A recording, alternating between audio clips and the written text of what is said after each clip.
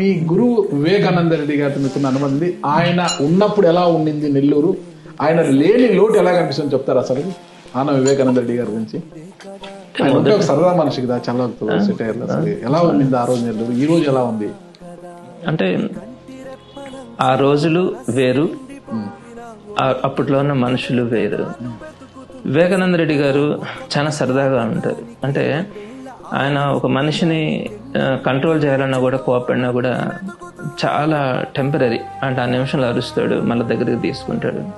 ఒక మంచి గౌరవంగా కూడా ఉండేది. అక్కడికి వెళ్ళి కూర్చున్నప్పుడు కానీ, ఆ రిలేషన్స్ కానీ సరదాగా ఉండడం బాగుండింది.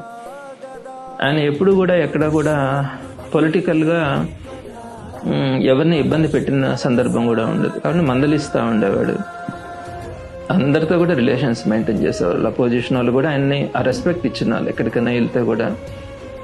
కానీ ఇప్పుడుండే పవర్ పాలిటిక్స్ కొన్ని చూస్తూ ఉన్నప్పుడు, ప్రధానంగా నేను డైరెక్ట్ పాలిటిక్స్లోకి వచ్చిన తర్వాత, ఈ టర్మ్ 2024లో కూటమి ప్రభుత్వం వచ్చిన తర్వాత, ఇంతకుముందు కూడా తెలుగుదేశం పార్టీని మనం చూసాం. చాలా 14 సంవత్సరాల పాటు చంద్రబాబు నాయుడు గారు సీఎంగా ఉన్నారు. కానీ ఈ టర్మ్లో ప్రధానంగా చాలా హరాస్మెంట్ కనపడతాను పేదవాళ్ళకి సంబంధించి. సో ఇది ఒక లెవెల్ అని చెప్పలేం, పైనుంచి కింద దాకా జరుగుతూ ఉంది. నెల్లూరులో కూడా, నెల్లూరు పాలిటిక్స్ కూడా ఎంతైతే హుందాతనంగా ఉండేదో, ఎంతైతే గౌరవంగా ఉండేదో, మేము బయట వెళ్ళినప్పుడు కానీ, ఏదైనా వేరే స్టేట్కి వెళ్ళినప్పుడు కానీ, వేరే కంట్రీకి వెళ్ళినప్పుడు కానీ, ఒక ఆంధ్ర అన్న, నెల్లూరు అన్న అందరికీ కూడా ఒక కనెక్టివిటీ ఉండేది. ఒక మంచి ప్లేస్ అని, ఒక ప్రశాంతమైన వాతావరణం ఉండేదని, ఇట్లా ఉండేది.